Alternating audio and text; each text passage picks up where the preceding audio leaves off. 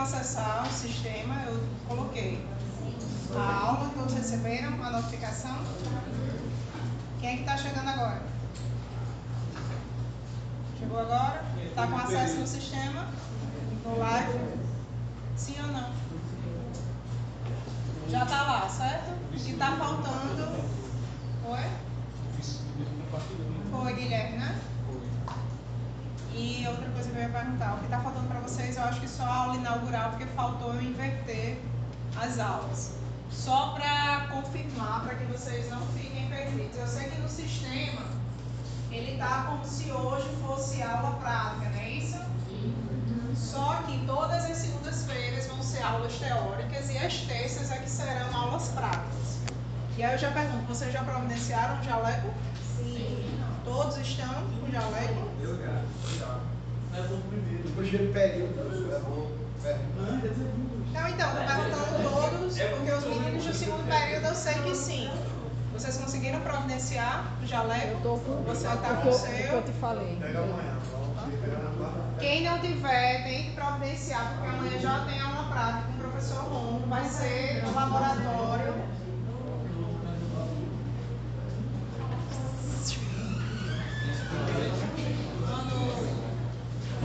O pessoal que está chegando agora, do primeiro período, certo? Eu sei que o menino do segundo período já sabe como é que funciona. Calça jeans, não pode ser calça rasgada, certo? Sapato fechado, tênis, não pode ser sapatilha, certo? E jaleco. Vai ser lá no laboratório, que é o P2-210. Vocês sabem onde é o P2-210? Aqui onde estamos é o prédio 1. A gente não sobe a escada, a gente vem aqui, ó, da Praça da Alimentação, tem uma escada que a gente sobe pra cá e tem uma escada do outro lado. Não é assim? Vocês vão ir para o outro prédio e lá vai ser no segundo andar. Vocês vão procurar a sala P2-210, que é o laboratório. Tá? Só entra lá quem tiver de jaleco, calça fechada e tênis. Quem não tiver, infelizmente vai levar falta, não vai poder entrar. Certo? Doutora, eu vou poder entrar com o meu preto? Pode. Obrigada. Por enquanto, né? Tá. Você vai ter que providenciar depois Sim. o branco com as indicações. Ela é toda fechada, mas eu vou providenciar o branco. Certo. Ok, pessoal? Vou deixar lá no live o recado para que vocês não fiquem confusos. Todas as segundas vão ser aulas teóricas e as terças aulas práticas. Eu sei que no sistema está invertido. Por quê? Não adianta eu começar com vocês uma prática que eu não dei teoria. Concorda? Aí eu falei com o Rômulo, que é a pessoa que vai ficar com vocês, que é o outro professor. E aí a gente firmou que toda terça-feira vai ser prática. Salvo engano, se tiver, por exemplo, o conteúdo for muito extenso, eu não consigo concluir. E aí a gente vai organizando, mas vocês são avisados antes. Certo? Então hoje a gente vai falar sobre a parte de células e o nível de organização celular. Vocês já viram isso no ensino médio, né? E aí a gente vai reavivar esse conteúdo. Dito isso, vocês lembram o que é célula? E aí, pessoal, o que é uma célula?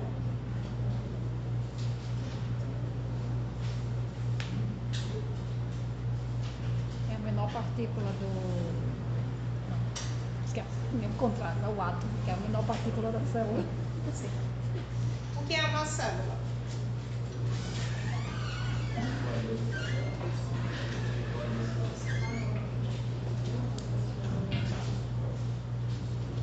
Ninguém lembra de nada?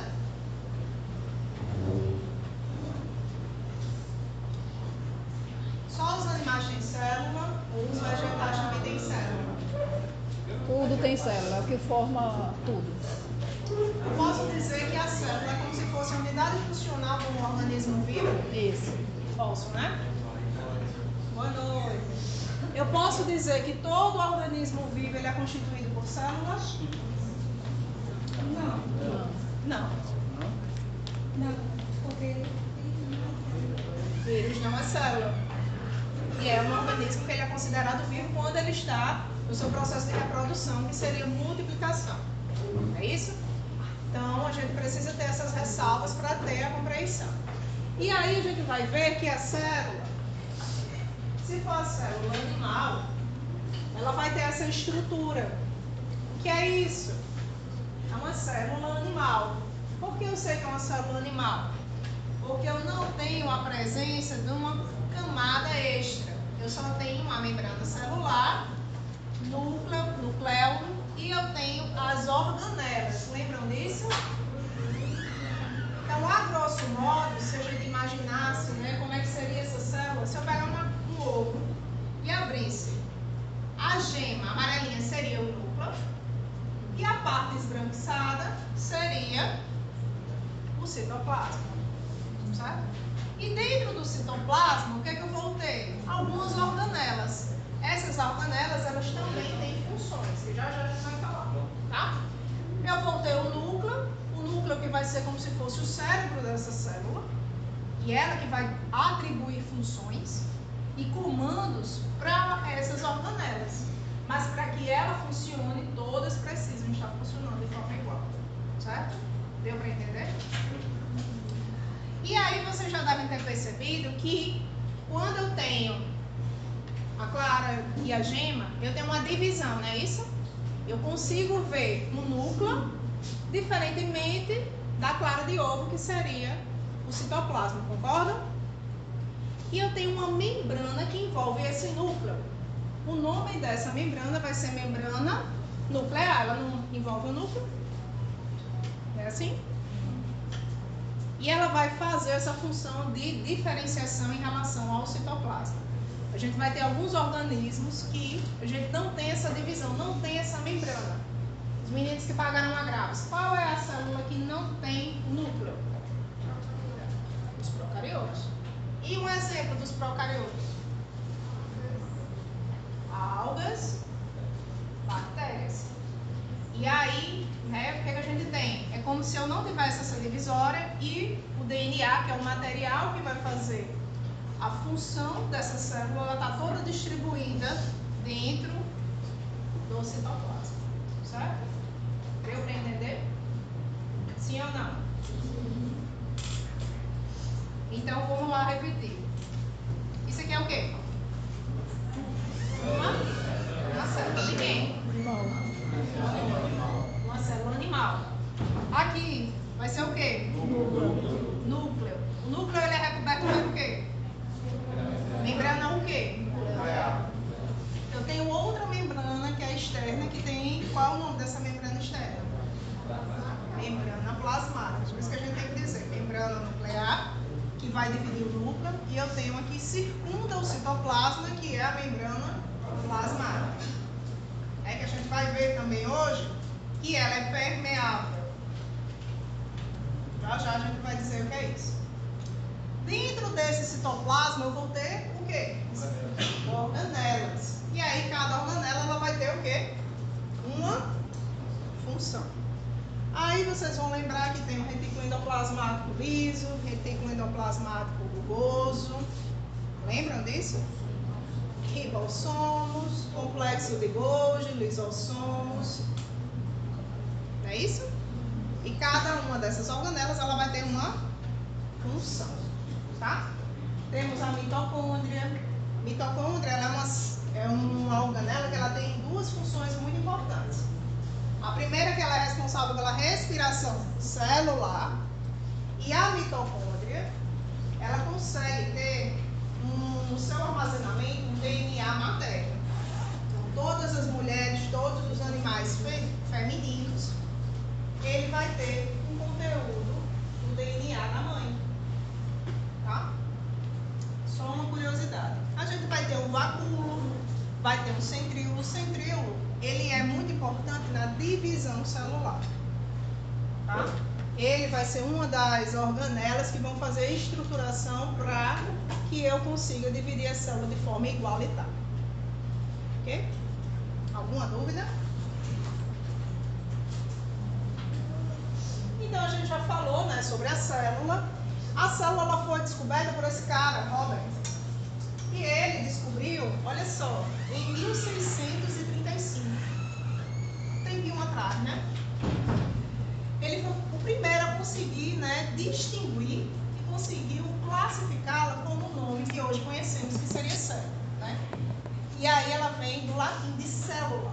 seria como se fosse enclausurado, né? Uma célula.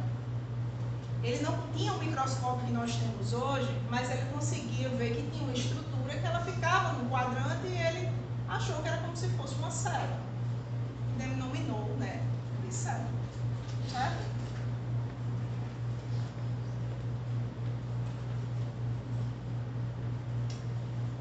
E aí a gente tem a definição de célula, que seriam unidades estruturais ou funcionais que constituem todos os seres vivos. Os únicos seres vivos que não possuem células são os vírus, que a gente já falou. Por quê? Porque o vírus, né, vocês vão ver quando forem pagar agravos, o vírus ele é como se fosse uma estrutura oportunista. Então, quando é que ele vai estar sendo considerado vivo? Quando eu tenho multiplicação dele. Se ele não se multiplica, ele vai ficar no ambiente de forma protegida, não é isso? E aí a gente vai ter vírus que tem a capacidade de mutação, ou seja, ele consegue mudar muito rapidamente, e eu tenho vírus que ele não consegue se mutar tão rapidamente. A gente teve um exemplo que a gente passou pela pandemia, né? A pandemia, qual era o vírus que tinha? O coronavírus, né? E o coronavírus, ele é o quê? Uma mutação de quem? Um vírus chamado SARS. Ele conseguiu mudar uma característica da sua membrana de superfície e conseguiu burlar o sistema imunológico. Certo?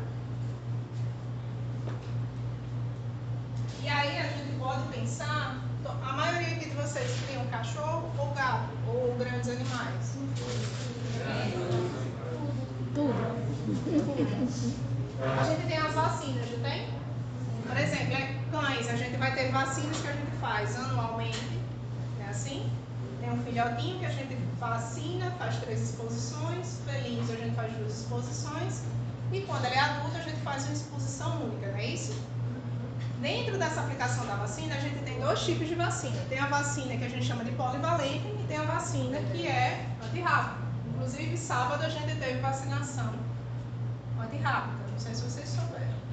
Dia D, né? E aí, Ana, o que é isso? Quando eu tenho uma vacina que a gente chama de polivalente, a gente tem vários vírus ou bactérias ali dentro daquele constituinte. Na veterinária, a gente fala, eu vou aplicar V10, V8, V5. Já ouviram falar nesses termos? Uhum. Esse número, V10, V5, V3, V2, isso para pequenos animais, né? Por exemplo, felinos a gente tem V3, V4, V5. E para cães a gente tem V8 e V10. Então esse número está relacionado ao número de antígenos que eu tenho naquele constituinte. E qual é a diferença, Anne, por exemplo, da V5 para V4 em felinos? Alguém sabe? A quantidade de doença, né? Que ela está grande. Sim. Então, no caso da V5, especificamente, eu já tenho felve. E aí a gente vai falar quando for para a clínica de pequenos mais especificamente. Mas agora o que eu quero que vocês entendam? Que existe um número considerado e a gente precisa ter muito cuidado também com esses micro-organismos, porque eles são sensíveis. Vocês viram, né, em agravos, que eles são super suscetíveis, principalmente à temperatura. Por isso que a gente fala tanto, a vacina ela está na temperatura adequada, porque se eu mudar essa temperatura, eu posso perder a eficácia da minha vacina. Certo? E aí, voltando para a célula, a gente tem outra definição, né? Que a célula pode ser considerada a menor unidade estrutural e funcional dos organismos. Vocês concordam com isso? Vocês têm que pensar que cada célula da gente ela tem uma funcionalidade. Então, ela individualmente ela vai funcionar sozinha e também ela vai estar agrupada para fazer um grande conjunto. Então, quando eu penso que uma célula vai ser constituinte de um órgão, porque várias células elas vão constituir um órgão, todas elas precisam trabalhar de forma igualitária para que eu tenha um funcionamento daquele órgão, concorda? Aí se eu tiver uma célula que ela não está funcional, eu posso ter uma defasagem naquele órgão, concorda? Então, por exemplo, eu tenho um animal ou uma pessoa que teve cirrose. O que é cirrose? Vocês sabem? Mas já ouviram falar, né? O fulano está com cirrose. Cirrose nada mais é do que a parada ou perda da função, digamos assim, do fígado. E aí eu tenho vários fatores que podem fazer com que eu tenha o desenvolvimento. E olha só que o fígado, ele é um órgão que ele consegue se regenerar, se reconstituir. Então, se ele veio a óbito, digamos assim, ele parou de funcionar, significa dizer que eu estou com uma doença grave. Concorda? Então, uma célula, o organismo, aquele órgão, ele conseguiu sobreviver. Mas um grupo de células que veio a óbito, ele teve a parada da sua função. Então, vejam que é muito importante quando eu tenho esse tipo de situação. Isso também vai para as neoplasias. Vocês sabem o que é neoplasia? São os cânceres. O que é o câncer? Seria uma má formação nas células. E eu começo a ter um crescimento exagerado, né, daquela célula original. E aí eu vou ter uma modificação e uma falta de funcionamento. Então, uma célula errada e uma série de células erradas pararam o funcionamento de um órgão, por exemplo. Certo? Unidade estrutural, porque as células, elas constituem os tecidos. Então, um conjunto de células, ela vai constituir o quê? Tecidos, um conjunto de tecidos, ele vai formar um órgão, né? E os órgãos. E a unidade funcional, porque são capazes de exercer, né, as funções básicas. Então, uma célula consegue sobreviver, ela tem o seu metabolismo, então ela consegue, por exemplo, pegar um fármaco, metabolizar esse fármaco, absorver esse fármaco e eliminar esse fármaco. Então, ela é como se fosse um indivíduo que consegue fazer todas essas funções. Ok? Se eu estiver indo rápido, vocês falam. Tá? Então, aqui a gente tem, ó, uma célula. Nós temos a ciência que estuda as células, que a gente chama de biologia celular. E a célula, ela é uma unidade morfofuncional dos seres vivos. Quando eu falo morfofuncional, seria morfologia, morfo de estrutura, funcional significa dizer que ele exerce uma função, ela tem metabolismo, excreção.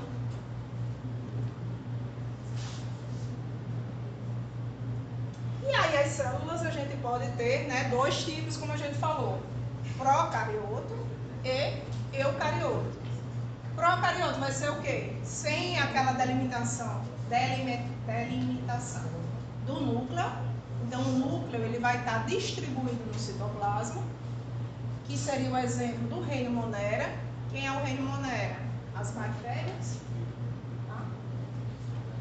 E a gente tem os eucariotos. E dentro dos eucariotos a gente vai ter a família Animalia, que vai ser tanto seres humanos como também animais, plantae, que seria as plantas e vegetais, fungi, que seria os fungos, e protista, que seria os protozoários. Ok?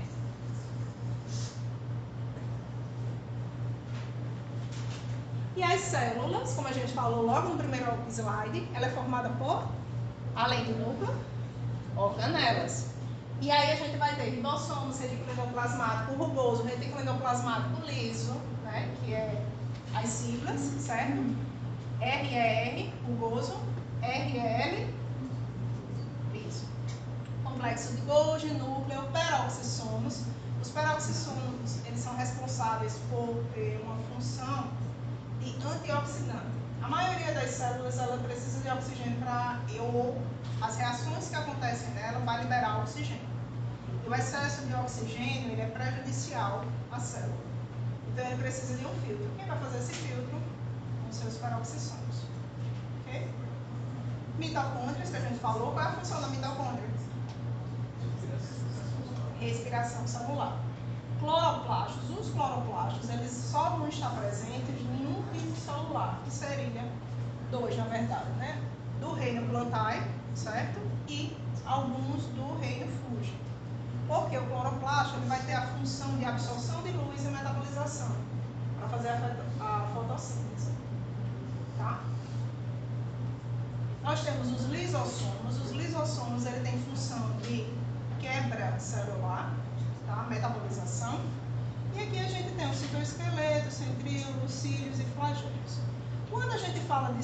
esqueleto ela é muito presente nas células que é do reino plantário. Ela tem uma função de estrutura. Por quê? A gente tem que pensar que o organismo ele é muito sabido, ele consegue, né, ter alguns mecanismos para sobrevivência. Então, quando eu tenho essa estrutura, ela permite que a planta ela perca água, mas não desidrate a célula. E aí ela mantém essa estrutura. Por isso a gente tem o citoesqueleto. Tá? No caso aqui dos centríolos, vão ser como se fosse algumas células, ela tem um núcleo que ele tem uma localização desse núcleo. Quando eu tenho um núcleo que ele é central, a gente chama de centríolo. Tá? Cílios e flagelos têm a função de mobilidade e de movimentação. Então, por exemplo, no nosso trato respiratório, a gente precisa que tenha cílios para que haja o batimento, para que eu tenha como expelir as bactérias, fungos e também poeiras. Então, a gente tem um epitélio que a gente chama ciliar. Certo? Também a gente tem cílios e flagelos em outros reinos, como por exemplo o reino protista. Vocês já viram falar de Leishmania, Chagas? Sim ou não? Leishmania, ele é um protozoário, então é do reino protista, e ele apresenta um flagelo para sua motilidade. Não entendi. O mosquito palha vai ser o vetor que vai transmitir a leishmania. O barbeiro é que ele vai transmitir a doença de Chagas, que é a do coração crescido. Os dois são vetores. Algumas doenças a gente precisa de vetores, né, como o colega perguntou, ou eu posso ter a ingestão dessas bactérias. Mas o que é que eu quero que vocês saibam? Que cada um ele vai ter uma especialidade. E aí vai depender do que ele precisa. Certo? O cílio vai ser como se fossem várias franjinhas, né, ao redor da célula. E flagelo vai ser alongado, tipo o espermatozoide. Acho que a gente vê mais em agravo já essa parte dele. Era pra ser.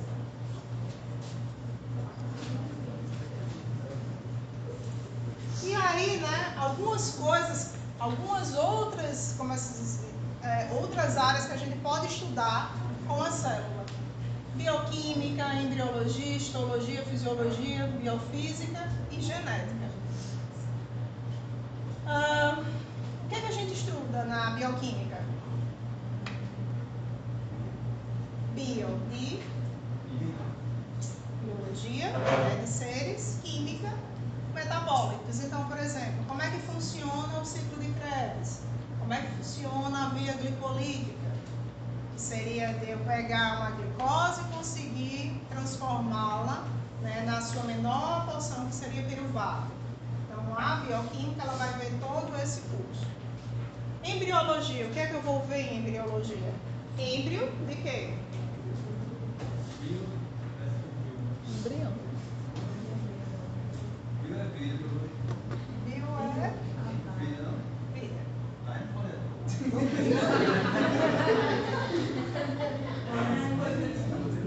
Embriologia vai ser o estudo, né, do desenvolvimento embrionário.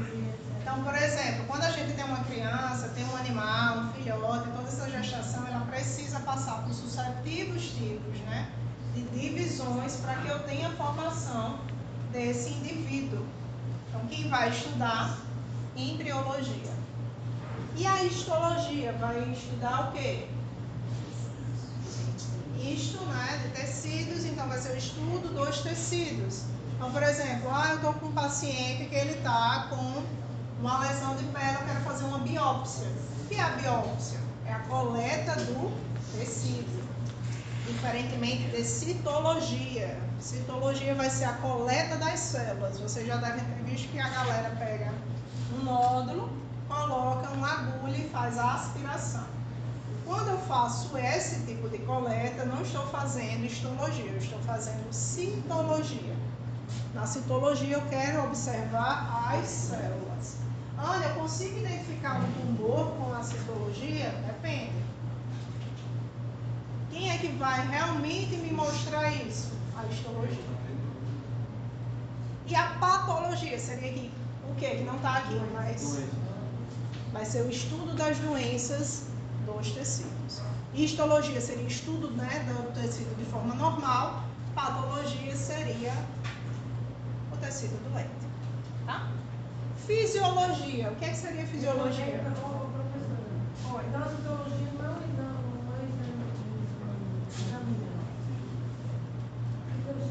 Se ele não dá um resultado concreto. A gente chama que ele não é conclusivo. A gente pode dizer que ele é sugestivo. Então, por exemplo, eu acho que eu já falei aqui, esporotricose. A esporotricose ele é um fungo que acomete muito felinos. Uma forma de coleta seria o imprint. Eu pego uma lâmina, coloco na lesão e colo.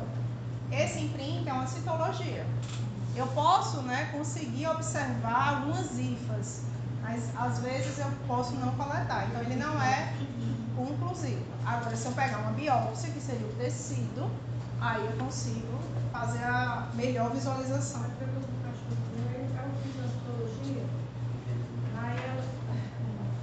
Ela disse que é um processo inflamatório, né? Porque está com a plaquinha fraturada. Sim. Só que quem está tratando, eu estou percebendo que está aumentando. Aí tem que ver o porquê está com esse anel.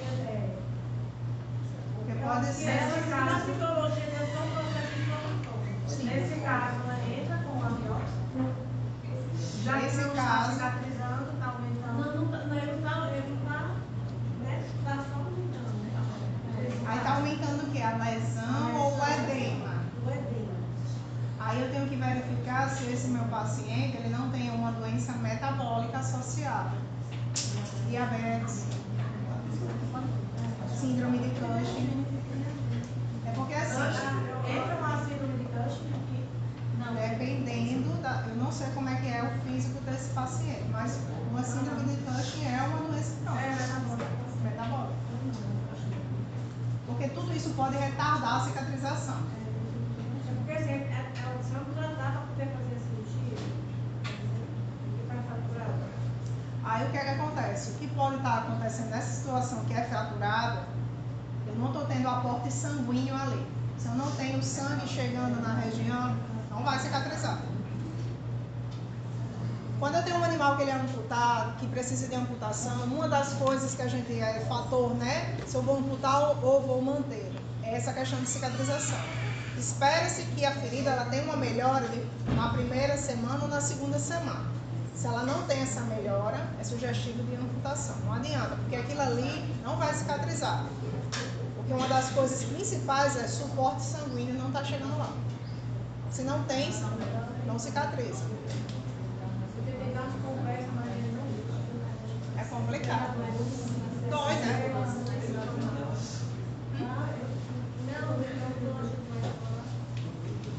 Certo? Vamos voltar? E aí, fisiologia seria o quê? Soro fisiológico?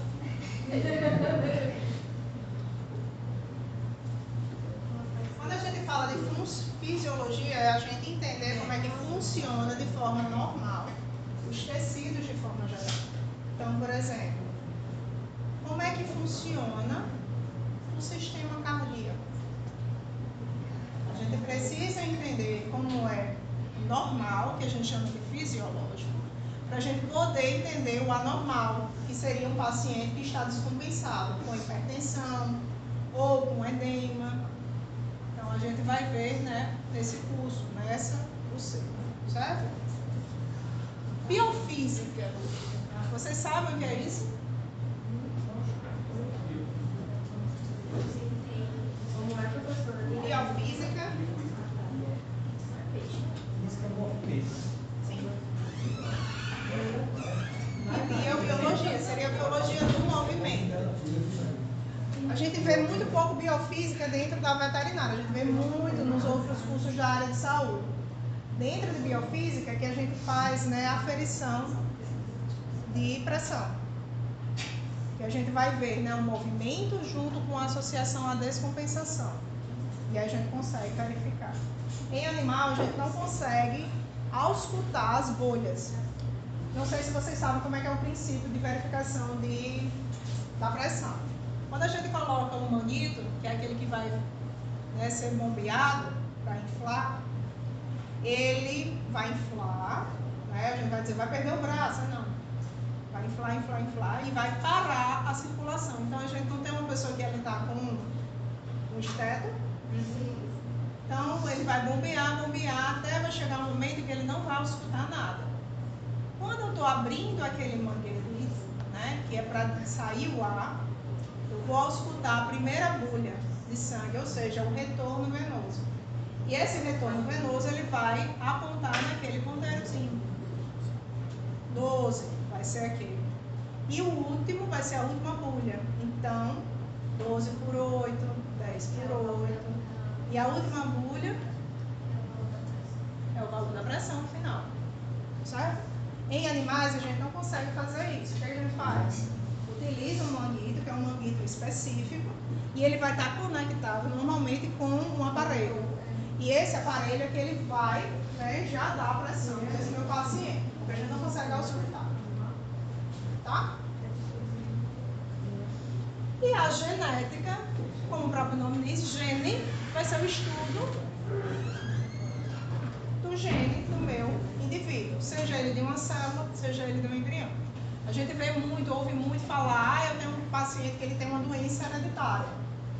Quem é que vai fazer essa pesquisa da doença hereditária? A genética. Vocês já ouviram que tem muito gatinho que dá, tem um gatinho que ele tem uma síndrome que parece com uma síndrome de Down. Sempre aparece nos stories. Que é um gatinho que ele parece, ele tem uma distensão, né, nos olhos e ele tem alguns déficits, né, neurológicos. Não digo gato porque gato a gente vê mais. Na verdade, não é síndrome de Down propriamente dita, é uma trissomia, ou seja, tem um cromossomo que ele tem 3 perninhas, que era para ter 2, só que não é no 21, que é o que caracteriza a síndrome de Down humana, é em outro gênero. Aí eles falam que é síndrome de Down só para ficar mais fácil. Não, só diz que é trissomia. Trissomia, aí o cromossomo específico ainda está em pesquisa. Isso, a gente já tem um padrão. Mas como isso está surgindo agora, está sendo observado agora, aí que está fazendo a pesquisa. Pouco. Certo? E aí, só um lembrete, né, para a gente não esquecer que todos os organismos vivos conhecidos, eles são formados por células. A célula ela vai ser uma unidade estrutural e funcional. Todas as células, ela vem de uma pré-existente, né? Então, isso aqui eu acabei não falando. A gente sempre tem como se fosse uma célula que a gente chama de célula totipotente. Uma célula que ela vai se transformar em qualquer tipo de outra célula. Isso na fase embrionária. Então, as células totipotentes, elas vão ser o que vai gerar, por exemplo, tecido muscular, tecido nervoso, tecido epitelial, certo? E o que é que vai fazer com que eu tenha essa diferenciação? Uma sinalização ainda na formação desse meu embrião, tá? As células, né, ela tem informações hereditárias. Quando eu falo hereditárias, seriam passadas dos pais para os filhos, para avós, certo? E isso vai fazer com que eu tenha, né, o conhecimento hereditário através da genética. Todas as células, basicamente, elas têm a mesma composição química. Quando eu falo de composição química, é internamente que vai estar, né, de metabólico, vai ser de forma generalizada em todas as células, certo? E todo o fluxo energético da vida, metabolismo bioquímico, ocorre dentro dessa moça aqui, que seria a célula. Ok?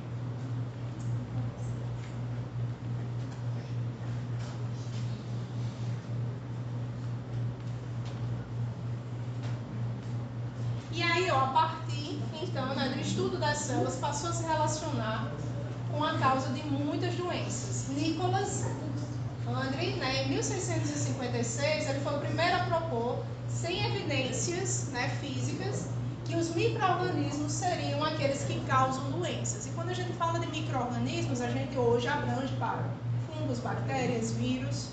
Então, naquela época, né, estudava-se e sabia que existia alguma coisa que estava causando essa doença. E aí ele surge com a primeira teoria sobre a teoria dos germes. Então, antigamente, né, micro-organismos, eles eram conhecidos como germes. Eu acho que até a galera que tem avós, né, uma galera mais antiga em casa, dificilmente ela chama de micro-organismo. Ela diz, lava a mão para não ter germe. Né, você escuta hoje. Chegou de casa, já lavou as mãos, bota a mão na comida, não vai ter germe. Então, esse germe que ela atribuía seria esses micro-organismos, que é esse grande grupo de fungos, bactérias, e aí por aí vai. Tá?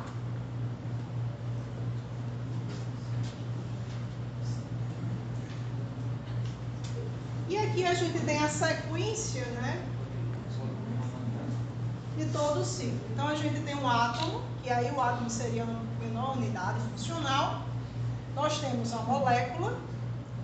A molécula ela vai formar o organoide. O organoide ele vai gerar um conjunto, né, células, um conjunto de células, tecido, órgãos, sistemas e o organismo propriamente dito. Então, é esse ciclo, certo?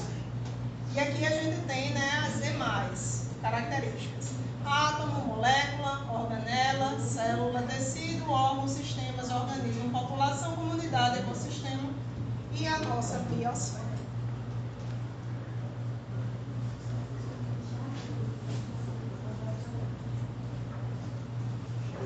Aqui, ó, isso acontece, né, com a absorção da luz das moléculas que eu diga. Então, ó, eu tenho uma célula, certo? Que ela vai ter uma função. Então, nessa função, eu vou constituir um tecido. A gente vai ver que o tecido cardíaco muscular, ele tem características nas suas fibras que fazem com que exijam essa contratibilidade. Diferentemente da musculatura de músculos lisos, que não precisam ter, por exemplo, um núcleo alongado, porque ele não tem essa função muscular. Então, quando a gente for estudar a parte de circulação do coração, que é na próxima aula, a gente já vai ver a parte histológica também associada. E aí a gente já tem uma diferenciação em relação aos outros tecidos. Tá? E aí, né, uma coisa que é muito importante, alguns órgãos, eles não conseguem se multiplicar. As células, elas são autolimitadas. Então, um exemplo dele seria o músculo cardíaco, outro exemplo seria o sistema nervoso. Então, hoje a gente escuta muito, por exemplo, doenças relacionadas com demência. O que é que seria a demência? Seria a morte neuronal. E aí ela não pode ser reposta. Certo?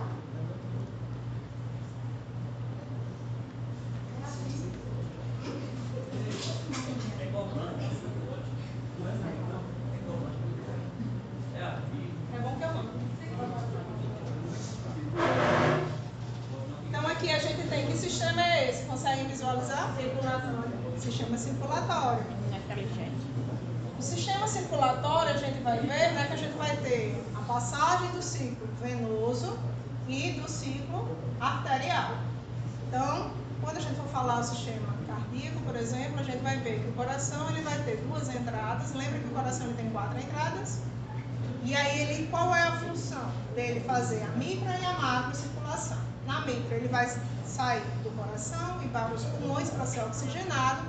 Na macro, ela volta dos pulmões e vai para todo o ciclo, que seria todo o sistema. Tá?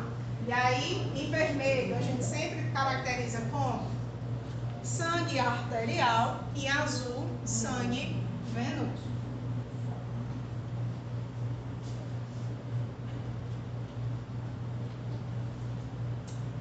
E aí, né, a célula, como a gente já falou, ela exerce uma função. E aí, dependendo dessa função, a gente vai ter algumas características. Vocês sabem que estrutura é essa aqui? Ó, parece um pneuzinho. É uma hemácia. Vocês sabem por que a hemácia ela tem essa depressão? Aqui, da forma central, ela quando nasce no seu desenvolvimento, lá em reticulócito, ela tem a formação de núcleo. Quando ela está madura, ela vai ter a saída desse núcleo. Por quê? Porque ela exerce uma função, né, que é de transporte de, não só de oxigênio, como de outros tipos de compostos, como oxigênio, CO2, nitrogênio. Então, a função dela ter essa depressão é porque ela tem na sua composição, né, A gente vai ver na sua estrutura química uma estrutura, uma molécula que é N. E aí ele permite ter essa ligação com 4 oxigênios ou com 2 carbonos. E isso vai fazer com que haja o transporte. Então ela tem essa forma porque ela precisa ser uma carreadora.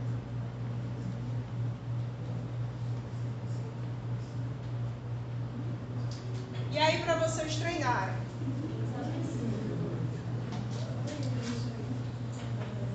Vamos ler aqui essa questão. Eu já falei demais. Quem é que se habilita aqui para ler?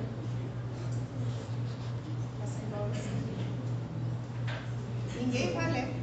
Do comecinho, Do comecinho do comecinho. posso ler? Essa questão deve ser respondida com base no texto seguinte. Podemos afirmar que uma borboleta, um cajueiro, um cogumelo e um humano são seres vivos, enquanto uma rocha, um vento e a água não são. Fazemos isso porque os seres vivos compartilham características que os distinguem de seres não vivos. Essas características incluem determinados tipos de organização e a presença de uma variedade de reações químicas que os capacitam a manter o ambiente interno estável, mesmo quando o ambiente externo varia, permitindo-lhes obter energia, deslocar-se no ambiente, responder estímulos provindos dele e perpetuar a vida. Para realizar tais funções, Porque está muito claro. unidades Mais básicas que escurinho. constituem a totalidade do seu corpo. Ou essas unidades são agregadas, formando estruturas complexas e realizam determinadas funções como impulsionar o sangue. Essas formas vivas podem produzir outras idênticas ou muito similares a si próprias. Um processo realizado por uma série de estruturas que agem e consigo ver aqui. É porque a gente, professor, já aparece. A resposta está em cima do resto do texto. Que eu acho que foi no PDF. Eu consigo ver até conjunto.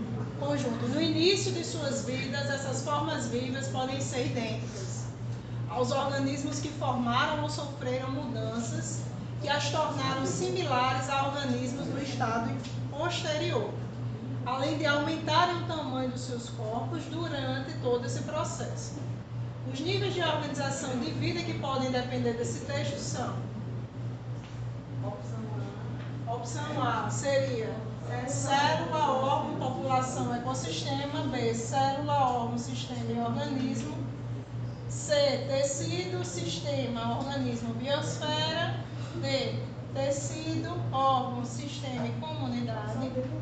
E, órgão, sistema e organismo. E, por fim, população. E aí, o que é que vocês precisam prestar atenção? Que não é a unidade como se fosse funcional, em relação aos os animais que ele está elencando. Aí vocês já estão com a resposta. Aí a resposta seria a letra B. E aqui, né, já tem a resolução da mesma. Depois vocês leem em casa com tranquilidade e entendam, tá? Porque isso aqui é de uma questão de prova da UFPB.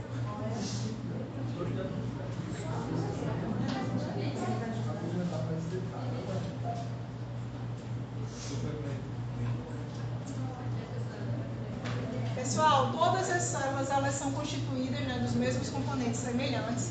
E aí o núcleo dele vai ter o material genético, que no caso vai ser DNA. Alguns fungos, bactérias, né, a gente vai ter outro tipo de composição, que seria o RNA. Mas em seres vivos a gente tem DNA, desoxirribonuclease. Todas as células elas utilizam os mesmos processos de proteína e seguem, né, os princípios básicos de metabolismo. O que seria metabolismo?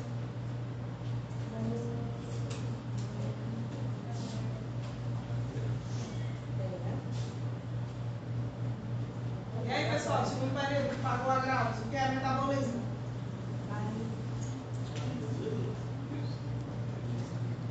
Quando eu falo que algum tipo de molécula ela foi metabolizada, O que é que vocês entendem? Reações químicas do organismo, né? Exato. Nesse metabolismo a gente tem tanto, né, a absorção como o consumo e a eliminação. Então, quando a gente fala de metabolismo, seria como um todo: absorção, degradação, digamos assim, e eliminação. Como o corpo vai converter nutriente, não é isso? Isso. Por exemplo, a gente se alimenta no nosso dia a dia. A gente come não só porque tem fome, mas porque o organismo ele precisa converter aquele alimento em uma molécula menor para ser absorvida. Quem é que vai fazer essa quebra dessa molécula? Várias enzimas, vários tipos de o suco gástrico ele vai diminuir para poder ser absorvido lá no intestino. No decorrer do tempo, ele vai desacelerando? Isso. Para que eu consiga, né, ter um melhor aproveitamento. O que ele não é aproveitado, ele vai ser eliminado. E aí a gente excreta na forma de urina, de fezes e também da própria respiração e também da transpiração. Tá? A gente vê muito, fala muito disso quando a gente fala em fármaco, né? Em medicamento. A gente já falou quem são os procariontes. Quem são os procariontes? Vírus e quem mais? O reino monera, que é aquele que não tem a delimitação do núcleo, né? Então eles também têm umas déficits em relação às suas organelas. Eu tenho organelas principais, como alguém precisa respirar naquela célula, então eu vou ter mitocôndria, né? Alguns transportes, né, em relação a gente vai ver as trocas, elas também são delimitadas. Então, por exemplo, quando eu tenho uma célula, ela precisa absorver água. Como é que ela vai fazer isso? Por um processo que a gente chama de endocitose. O que seria endocitose? Eu sou uma célula, tenho uma molécula de água, eu vou abraçar essa molécula de água. E nesse abraço, eu vou absorvê-la. Aí eu vou ter enzimas que vão fazer a absorção desse líquido. Do mesmo jeito para a partícula, que seria de alimentos. E aí eu vou ter uma digestão desse meu alimento dentro da célula. Então a gente vai ter tanto a nível celular, como também como um todo, certo? E aí, né, qual a diferença dos procariotos para eucariotos? A gente já falou. O principal vai ser a presença de uma membrana nuclear, não é isso?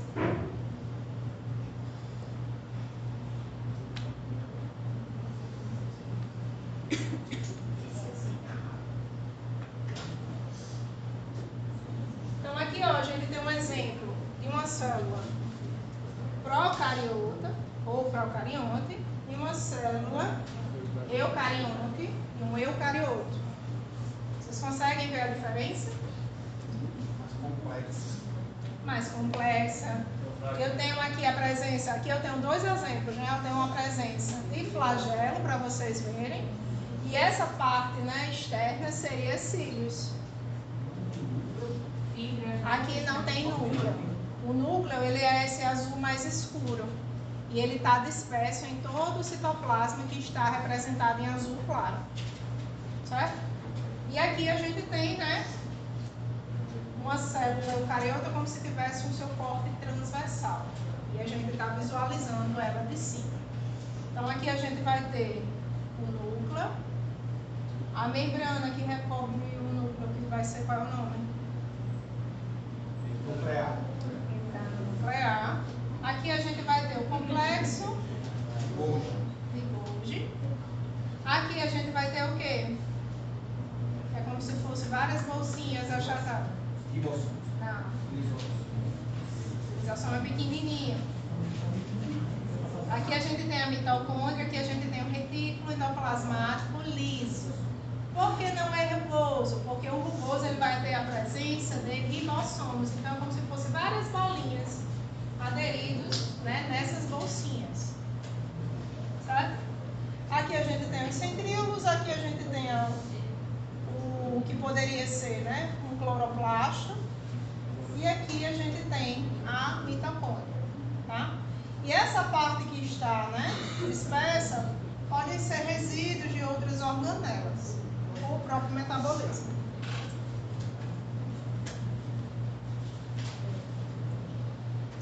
Aqui a gente tem um quadro, eu não vou ficar lendo, vocês, né, vão estudar, com todas as características que envolvem o procarioto e todas as características que envolvem o eucarioto. Então, a questão, né, de ter a ausência ou presença de organelas, as funções, a presença de núcleo, a ausência de núcleo, então tudo que a gente falou está representado nesse quadro.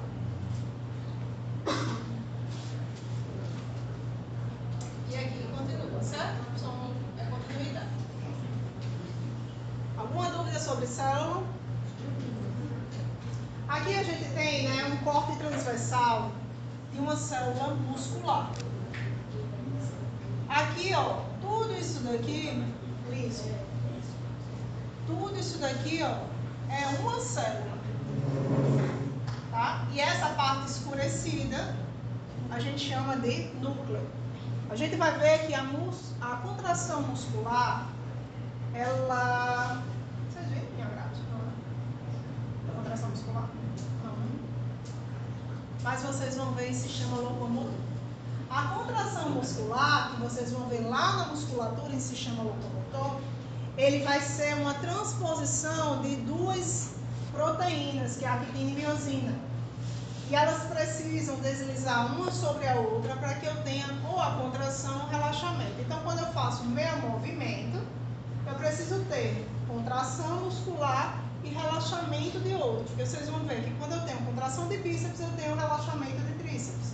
Se eu tenho, por exemplo, ao andar, eu tenho como se fosse a contração do meu quadríceps e relaxamento da parte posterior, que seria o meu semimembranoso. Então, isso tudo, não só no ser humano, como também no animal. E aí, né, eu preciso ter uma disposição dessas células para que eu tenha o deslizamento. Então, por isso que as células musculares, ela tem essa conformação alongada, para que tenha facilidade em relação a essa contratibilidade e relaxamento. E aí, o que é que vocês precisam saber também? Para que eu tenha esse processo, essa metabolização, eu preciso de energia, ATP, certo? E esse ATP eu vou conseguir aonde? Do alimento, da glicose que a gente consome, tá? Então, a maioria de vocês que são atletas, que não são sedentários, já foi na academia, foi fazer o exercício muscular e no outro dia estava todo cheio, todo quebrado. Não é verdade? Estou todo doído. Nunca passaram por isso? Ir na academia. Eu fui na semana. Desistir. Dei uma pena tão grande que eu tenho que era muito mais. Só vim pagar o bem, mas não foi o dia. Tá vendo aí? Assim, ó. Fazia assim, né? Até para respirar doía, né? Vou mais, não, não tá mais. Mas o que é que aconteceu com o nosso colega? O exercício físico, ele precisa de energia para que aconteça, não é isso? Precisa de glicose.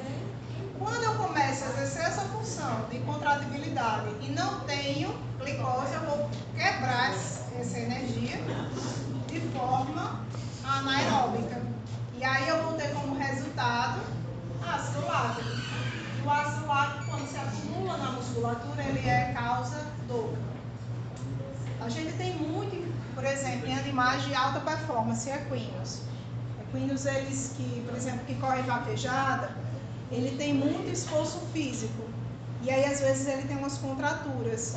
E é contratura de musculatura. Tanto é que os meninos... Tem alguém que gosta de equino aqui? Sim. Com certeza os meninos depois veem que, por exemplo, o animal ele está com a garupa inchada, ou está com a garupa demasiada, está inflamada, ele precisa fazer umas massagens com ducha de água. Não é assim? Qual é a função da ducha de água? De aumentar a circulação e fazer com que aquele ácido lático que está armazenado, ele consiga ser reabsorvido. Por quê? Isso causa dor. E quando a gente fala de dor, né, principalmente equinos, ele tem uma baixa tolerância à dor. Então, qualquer coisa que ele tenha excesso de dor, vai desenvolver, por exemplo, um problema que a gente chama de cólica. No futebol, o jogador entra numa banheira em piscina cheia de gelo. Sim. A função, né, do gelo naquele estado ali, justamente é para diminuir o ácido lático e fazer com que haja recuperação muscular. Então, os animais e as pessoas de alta performance, né? Porque quando a gente fala de jogador, seria uma pessoa de alta performance, que ele faz o exercício todos os dias, 8 horas. A gente tem as meninas da Olimpíada, né, de ginástica olímpica, que elas trabalham durante 8 horas todos os dias, para se apresentar 1 minuto e meio, né, assim. É uma pessoa de alta performance. Ele precisa de ter uma recuperação e recuperação rápida. E aí o gelo, ele tem propriedade, né, de melhorar, de recuperar a musculatura e também de aliviar as dores. Ele tem uma função anti-inflamatória, tá? É aí que entra a crioterapia? Sim. Aí depende de como é que você está fazendo a crioterapia, porque a gente também tem crioterapia para fazer retirada de tumor. Para você fazer uma biópsia. Aqui eu trouxe outras imagens, né? Aqui a gente tem um astrócito. O astrócito é um tipo de célula que representa o sistema nervoso central. E aqui a gente tem uma célula caliciforme, né? Aqui é o epitélio respiratório. Tem uma célula colunar. E entre elas eu vou ter, né, a presença, tá vendo essa parte branquinha aqui, ó? Entre as células. Isso aqui é uma célula caliciforme. Qual é a função da célula caliciforme? Produção de muco. E aí tem dois sistemas que a gente precisa de muito muco. Seria o respiratório e também a gente produz muco no estômago. Alguém aqui já ouviu falar em gastrite? Ou alguém tem gastrite? Sim. A gastrite nada mais é do que uma ausência nessa produção, né, dessa película que vai fazer a proteção da mucosa. E aí, nós, seres humanos, temos um pH ácido, né, de estômago, aproximadamente 5. Quando a gente vai para animal carnívoro, principalmente, o pH ainda é menor. Ele varia de 2, 3. E aí, por isso que a gente fala, não pode, no cão, por exemplo, ele não pode ficar muito tempo de jejum. Porque essa acidez vai prejudicar e vai desenvolver uma gastrite. Aí, o ideal é que a gente coloque várias porções ao longo do dia. Isso também vai para felinos, certo?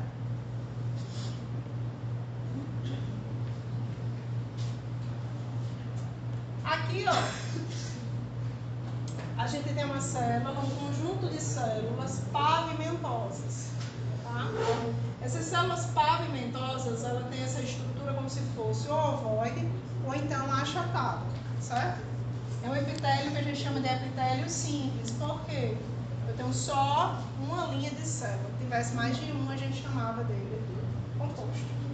E aqui, ó, a gente tem um exemplo de uma célula adiposa.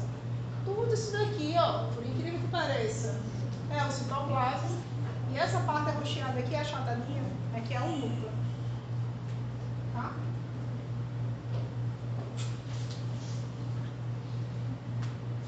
Deixa eu passar um videozinho para vocês. Não sei se vai sair o som.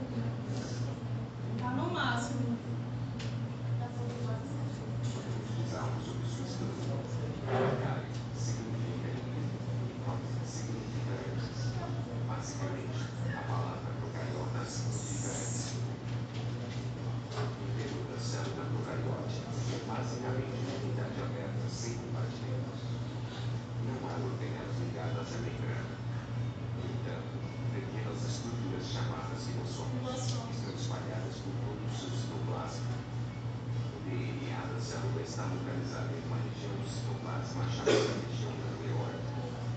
Uma ureoide não é a mesma coisa que tudo, porque não é fechada por uma membrana. Os procariotas também têm um aparelho celular que envolve a membrana plasmática, basicamente constituída por polissacarídeos complexos. Os procariotos também costumam possuir vários flagelos, que são usados para sua movimentação. Já as células eucarióticas contêm núcleo e algumas de suas organelas envolvidas por membrana. O nome eucariota também diz algo sobre sua estrutura. Eu significa verdadeiro e K significa grande. Ou seja, a palavra eucariota significa muito verdadeiro. As células eucarióticas são maiores e muito mais complexas do que as células procarióticas. No entanto, elas compartilham algumas coisas em comum com os procariotas. Vejamos as diferenças e as áreas que elas têm em comum através do diagrama. Pontos em comum.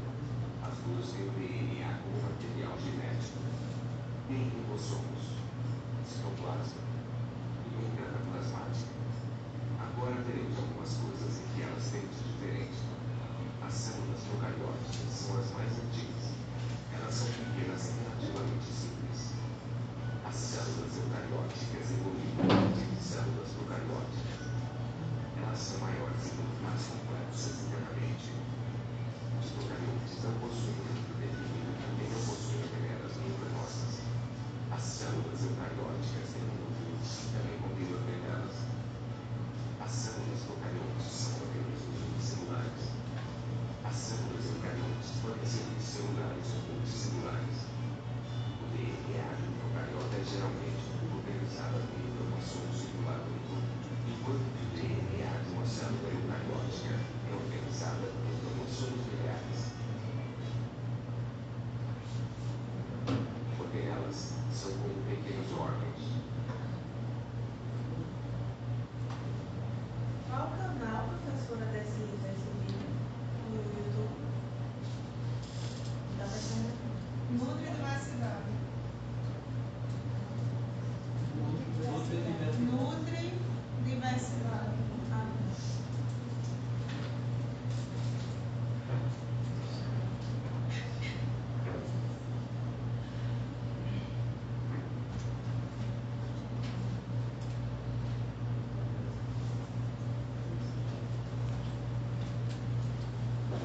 Ele tem uns videozinhos que é bem legal, assim, para revisão. Então, pessoal, como eu falei para vocês, né, algumas células elas precisam ter um equilíbrio, né, esse transporte que a gente chama de transporte intracelular. E aí, né, a gente tem um líquido que vai ficar fora, que a gente chama de extracelular, e aí a gente vai ter o líquido interno, que é intracelular, tá? Então, a gente vai começar falando sobre esse líquido extracelular.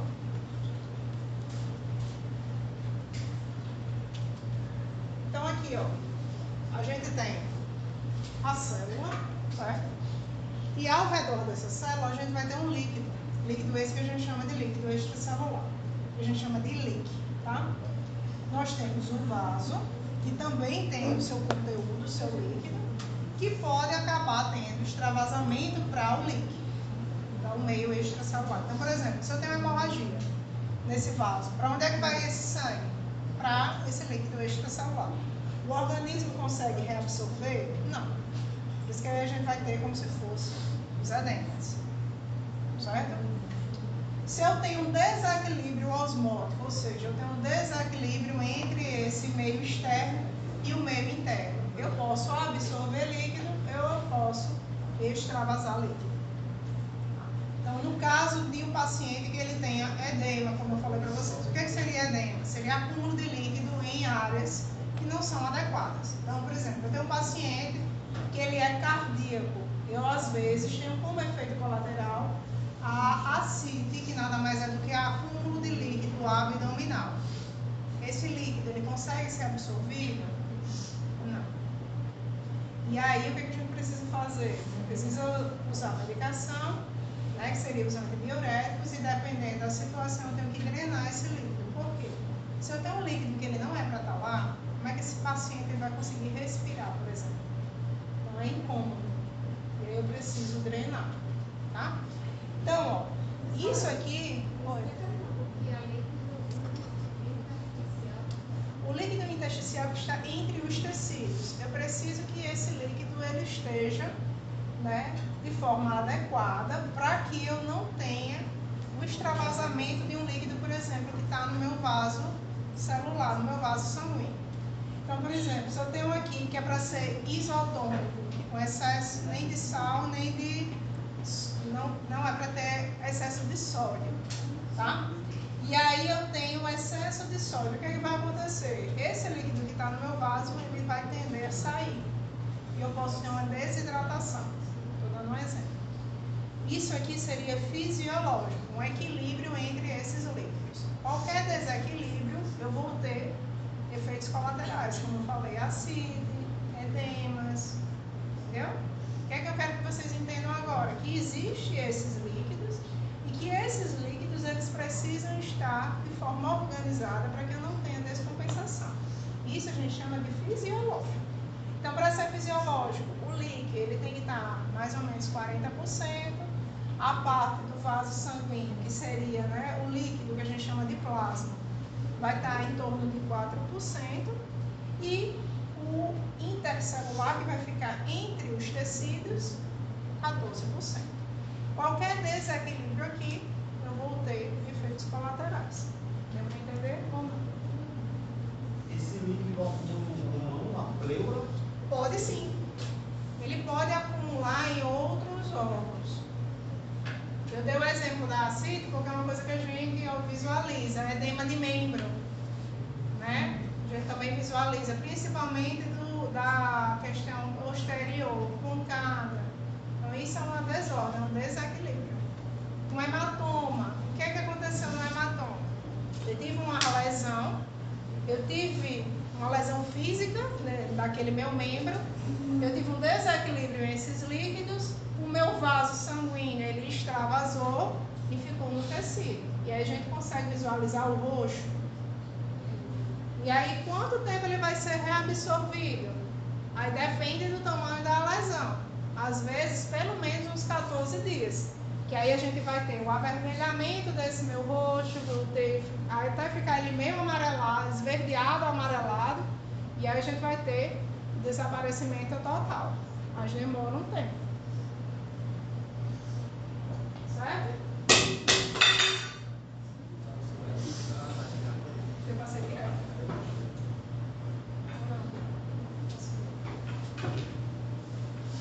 Então aqui, ó.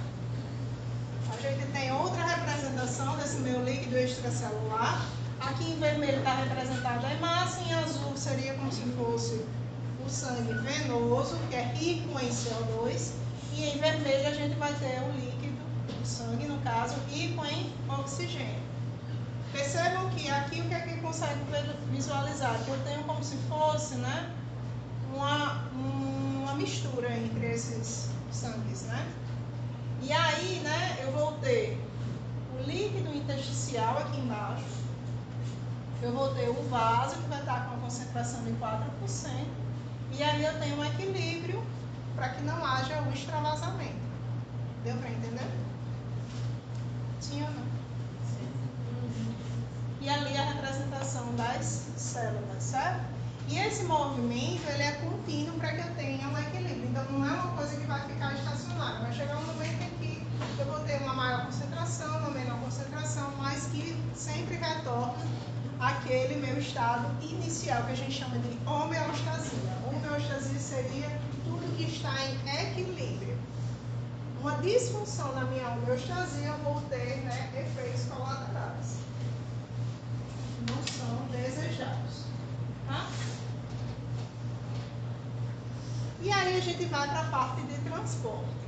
Existem duas etapas diferentes, né? A gente vai ter um movimento entre os vasos e também a gente vai ter um movimento a nível de capilares células. Então, quando a gente fala entre os vasos, seriam os vasos maiores, vasos mais calibrosos. E aqui seriam os vasos menores, que seriam os vasos que seriam as extremidades e capilaridades. Então, aqui a gente tem uma artéria, que é um vaso que tem alto calibre, tá? Que ele vai estar normalmente rico em oxigênio ou CO2, as artérias? Oxigênio. Oxigênio. Ele vai passar, né, por capilaridade por vasos menores. E aí eu vou ter como se fosse a oxigenação dos meus tecidos que estão com excesso de CO2, gás carbônico. E entre eles eu vou ter, né, a linfa. A linfa também é responsável pelo equilíbrio do meu meio intra e extracelular. Certo? Os capilares, a troca gasosa. Também. O que é que está representando aqui, ó? Eu tenho como se fosse a passagem de oxigênio, né, para uma área que está com pouco oxigênio. Só que a difusão, né, que seria esse transporte, ele é muito lento. Então, ele não substituiria, por exemplo, a respiração.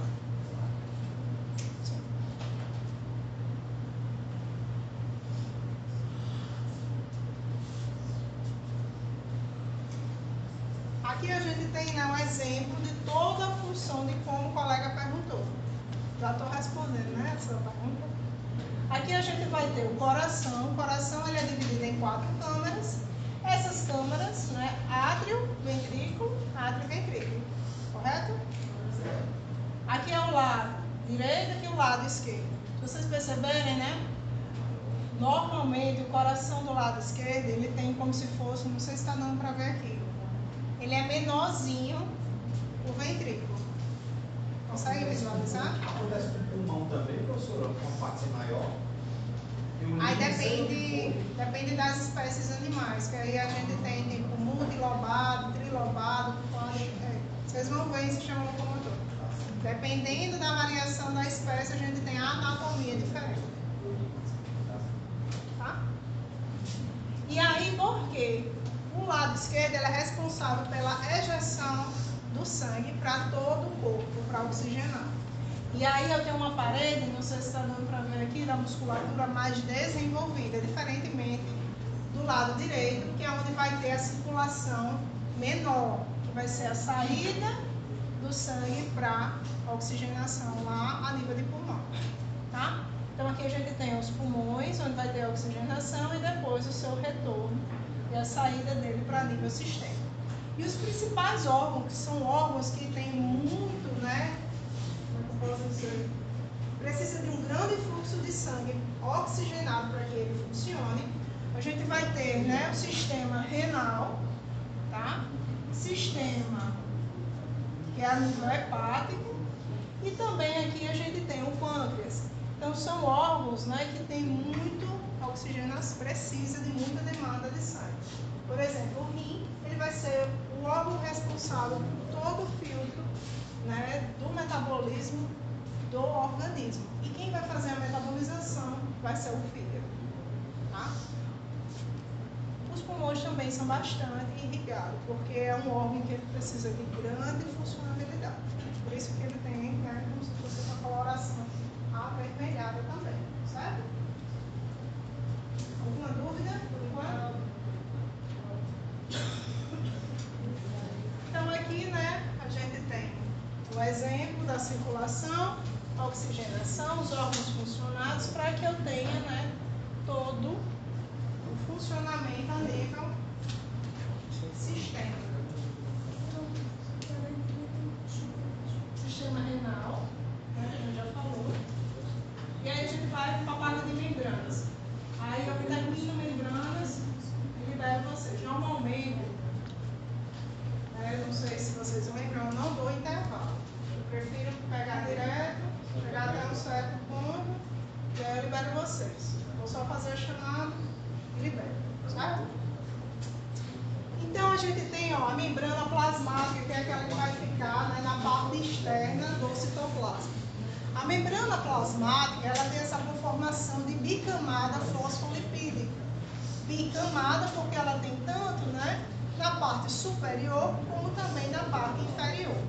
E aqui, né, vocês estão vendo como se fosse os grãos. Conseguem visualizar?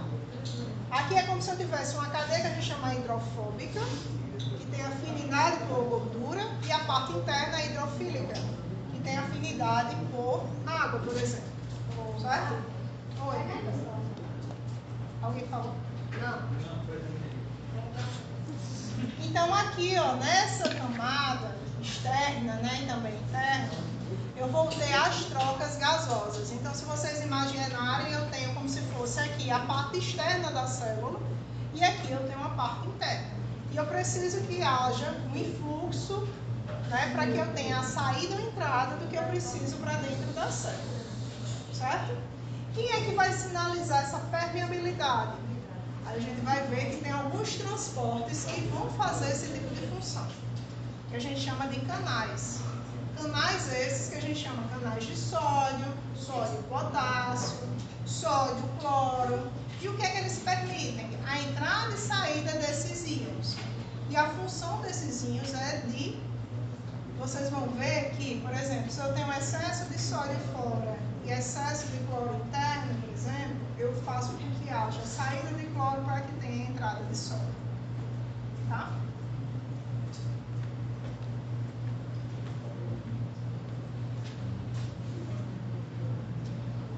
Aqui a gente tem outra imagem, né? Aqui é como se fosse a célula aqui embaixo, eu tivesse um zoom, né? E aí eu consigo ver a bicamada. Aqui eu tenho, né, entre elas as proteínas. Aqui eu tenho uma parte hidrofílica e aqui hidrofóbica. E às vezes eu posso ter aderida, né, outras substâncias como colesterol. Tá? E aí a gente tem, né, os 4 tipos de transporte. Transporte que a gente chama de osmose, difusão passiva, facilitada e transporte ativo. A osmose, sim, também a gente vai ter, né, a diferença entre solúvel e dissolúvel. A osmose, ele vai ser um movimento, tá, entre água. E aí, esse direcionamento, né, ele vai manter esse equilíbrio. Dentre os transportes, é um dos que não precisa de energia para que aconteça. Então, você já deve ter visto na física, na época lá do ensino médio, que eu tenho um meio mais concentrado para um meio menos concentrado, e ele tende a estar em equilíbrio, sem que haja gasto de energia. A gente chama de osmose, né? E a pressão osmótica, né, onde eu vou ter o equilíbrio entre meus líquidos, aqueles líquidos que a gente viu que são os líquidos essenciais. Certo? Deu para entender? Então aqui, ó, a gente tem um exemplo de células que ficaram no meio hipertônico ou hipotônico. Quando a gente pega uma hemácia, se eu colocar ela na água, o que é que ela vai fazer? Vocês sabem? Ela vai absorver água, ela vai inchar e vai chegar um momento que ela vai romper, tá? Ela explode. Ela explode. Ela explode sim, tá? Então o que é que acontece? Para que eu mantenha, por exemplo, eu coletei sangue no meu paciente, fiz uma concentração de hemácias, tá? E eu não quero que ela rompa. Eu vou colocar ele num meio que seja rico em sódio, por exemplo, em potássio. Existem algumas soluções que a gente faz que ele consegue manter a hemácia íntegra, a gente consegue avaliar, ela não rompe, tá? Então, se eu vou trabalhar com hemólise, vocês sabem o que é hemólise? Teste de hemólise, já ouviu falar? Não.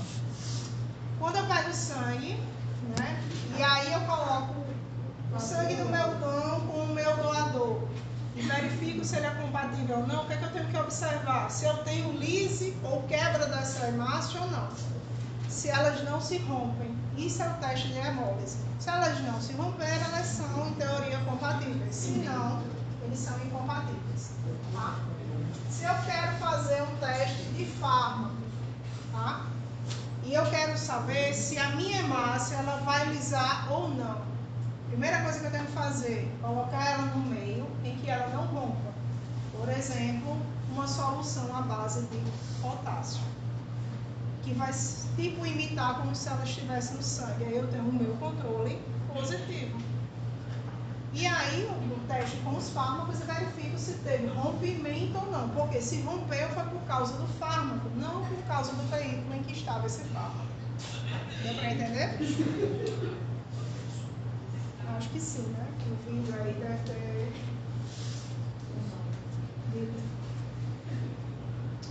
Enfim. Quando eu tenho desidratação, que a gente chama de um meio hiperaumento tônico, eu vou ter a desidratação dessa hemácia, ou seja, eu vou pegar e ela vai perder a sua forma, vai me murchar. Certo?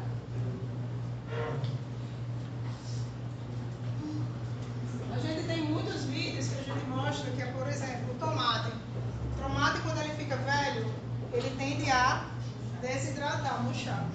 E aí tem até um experimento, você pega um pouquinho de água, bota com uma agulhinha de insulina, hidrata e ele tende a virar túrgico novamente. Isso é do mesmo jeito da hemácia.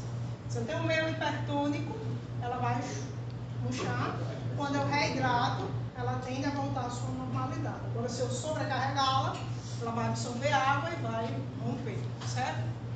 Então, aqui a gente tem um exemplo daquela bicamada lipídica. Eu tenho um meio, né, que está com excesso de algum componente e aqui eu estou com uma ausência.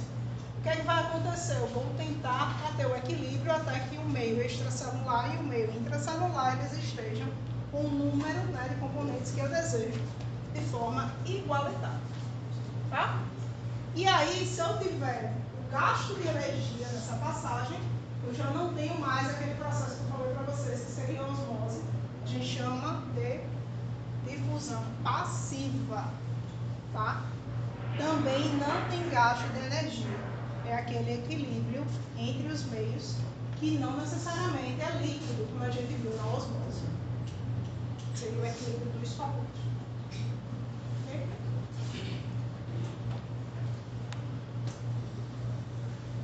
Aqui, ó, a gente tem como se fosse, né?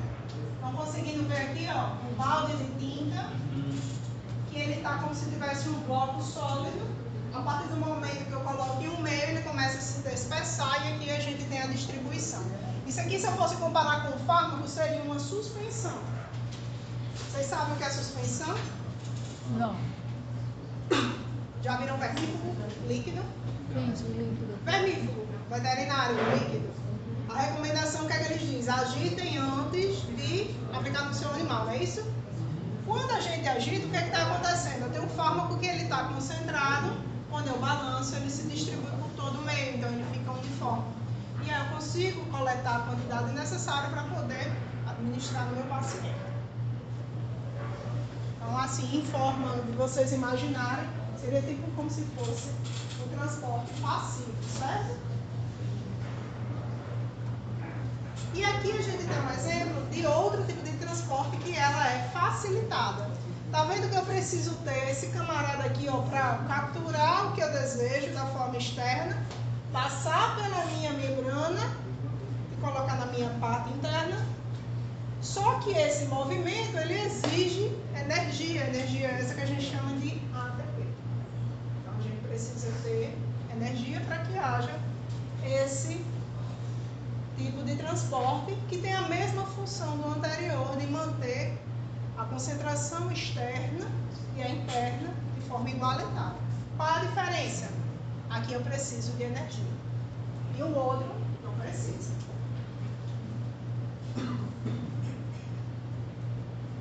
E aqui a gente tem, né, outro exemplo do transporte ativo, que seria a passagem, né, de solutos. E aí, quando eu falo solutos, seriam concentrados de sódio e de potássio, por exemplo, sódio e cloro, para um gradiente que ele está mais concentrado para um menos concentrado. Também aqui, ó, a gente precisa de energia.